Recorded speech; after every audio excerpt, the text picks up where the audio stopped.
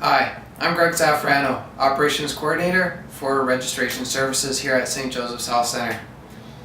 Today, I'm going to show you Shiftplanning, our new online staff scheduling software, which you can access from any computer or even your mobile device. Shiftplanning is quite easy to use, and I'm going to show you some of the key functions that you will be using. So first you'll want to go to sjhc.shiftplanning.com in order to log in. Now you can save this to your favorites or your bookmarks.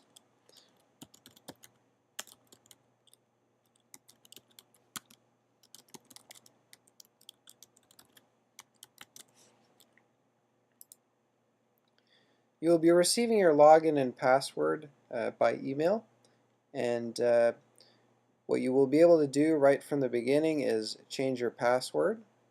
So if you go to your dashboard, you will see here that there is a password button on the left hand side. You can click that and you will be able to enter your current password, which was provided to you by email, and then you will be able to update it with your new password. Next, we're going to have a look at the schedule tab at the top. So this tab, the preferred view is to use the week view. With the week view, you can see your shifts for the week, and we'll see here that Mr. John Doe has a shift on Monday, March 25th. This is a shift in DI. If you want to see everybody else's shift, you can click on Schedule Overview down on the left hand side, and this will allow you to see everybody else's shift. As well, you are able to print. There is a print icon, and this will allow you to print your shifts for the week or for the month. If you click on the shift, you will see that there is a button for requesting a trade. If you click on this button, you'll see that there are two options.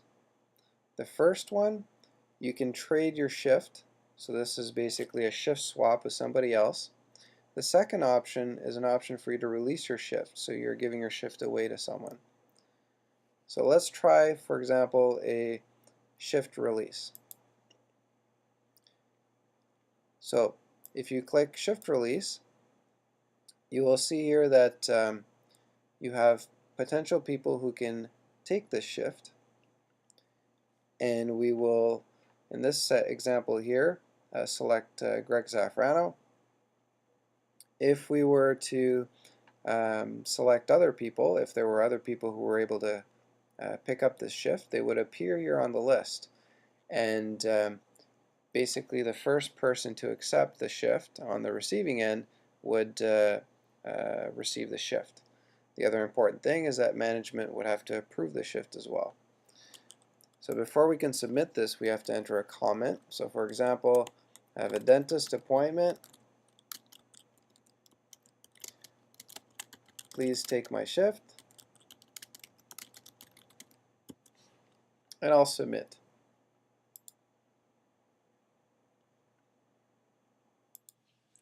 If you are the employee receiving the shift request, you will receive an email advising you that there is a shift available for pickup.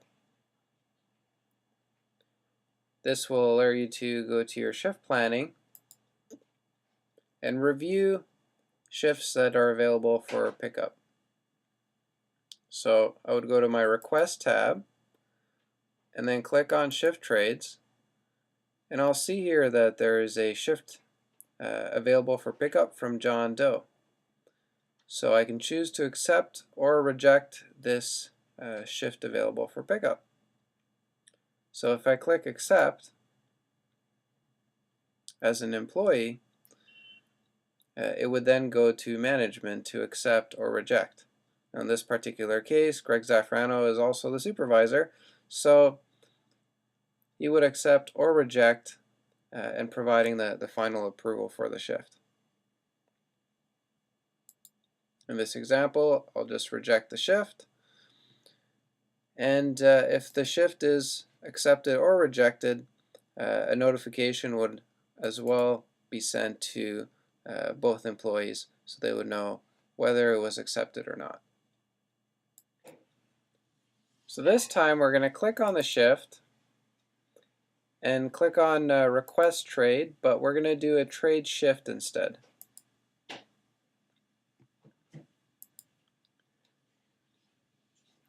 So here, if we trade shifts, we would see that Greg Zafrano would be available to trade March 25th for March 26th. So once again, we'll put in a comment, please trade shifts with me. I have a dentist appointment.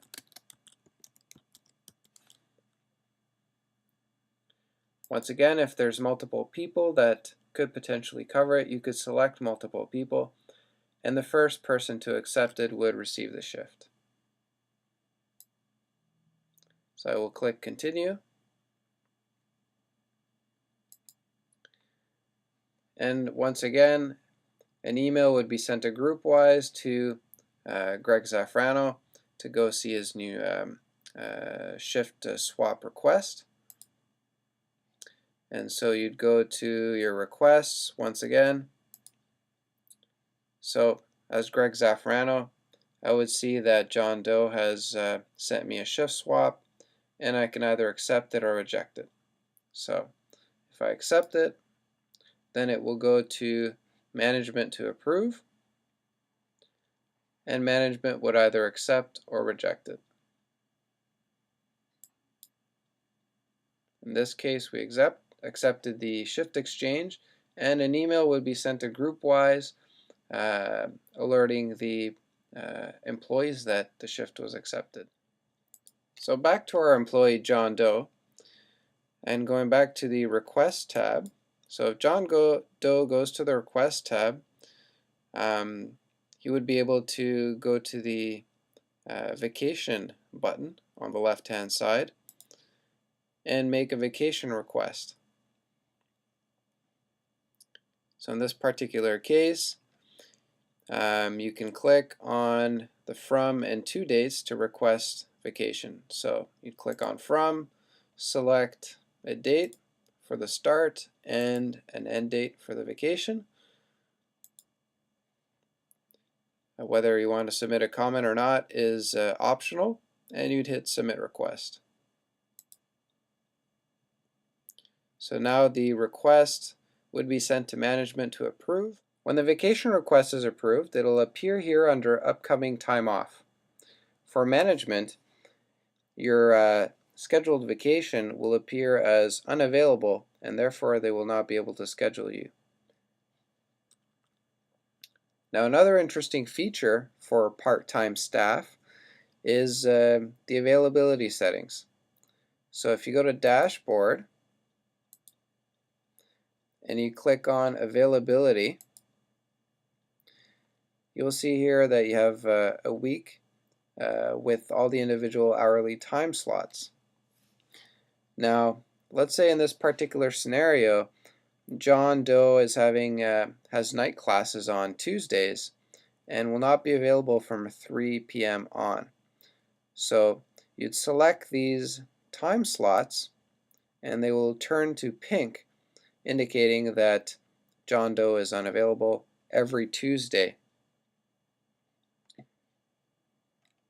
Now another interesting feature is setting availability for specific dates.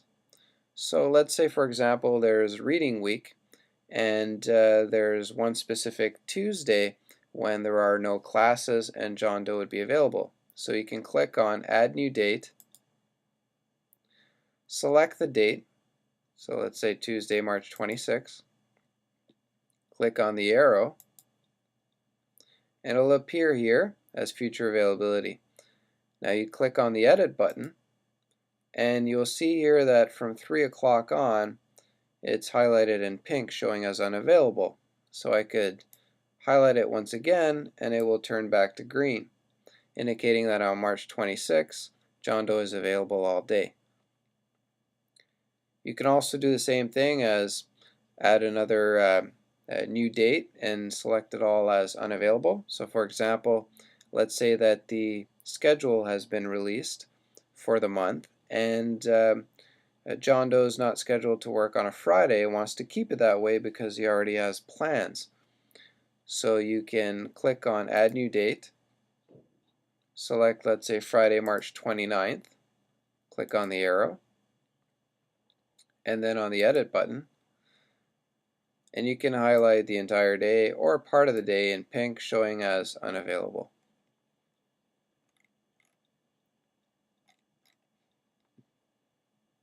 The last feature that I will demonstrate is the time clock.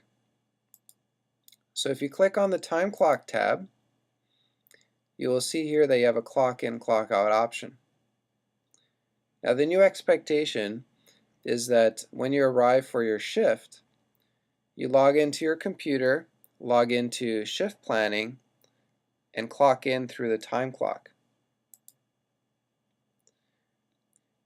Now once you have clocked in, you can either close the window, downsize it, do the rest of your regular work. However, at the end of your shift, you would need to return to shift planning and clock out.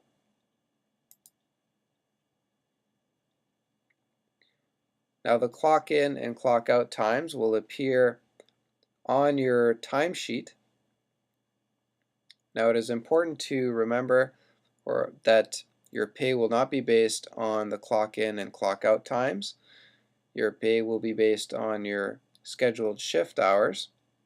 However, the timesheet times will be reviewed by management to help ensure punctuality and address any concerns if needed. If by some chance you forget to clock in or clock out, that's fine. You can simply just send an email to your supervisor and just advise that you have forgotten. And it's never too late to clock in or clock out. I hope that you enjoyed this presentation. If you have any additional questions, please do not hesitate to contact me.